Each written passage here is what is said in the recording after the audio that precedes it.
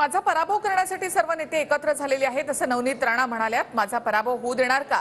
राणांनी जनतेला सवाल केला। माझ्या आयुष्याची काळजी माझे विरोधक घेतील असं नवनीत राणा म्हणाल्यात। नवनीत राणा यांना तिकीट दिलं जाणार नाही असं अभिजित अडसूळांचं म्हणणं आहे। नवनीत राणा रवी राणा बालिशपणा करतायत अशी टीका अभिजित अडसूळ यांनी केली आहे।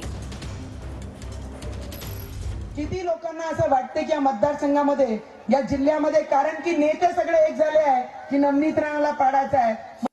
प्रश्न तुम्ही मला पडू देणार आहे का? किती लोकांना वाटते की ते माझ्यासाठी काम करतील आणि सगळ्यांना सांगतील मतदान तर इथेच करायचं आहे, त्याने हात वरती करून मला आशीर्वाद द्या।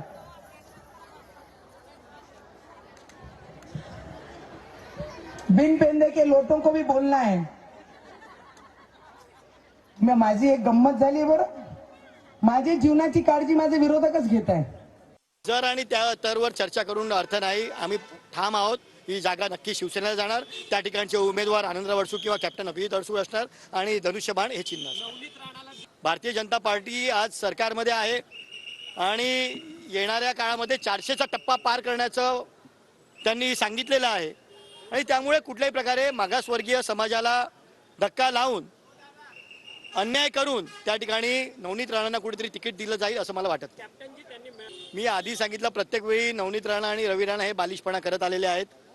प्रत्येक वेळी नाही त्या ठिकाणी नाक खुपसण्याची त्यांना सवय आहे, दुसऱ्यांनी केलेल्या कामाचं श्रेय घेण्याची सवय आहे।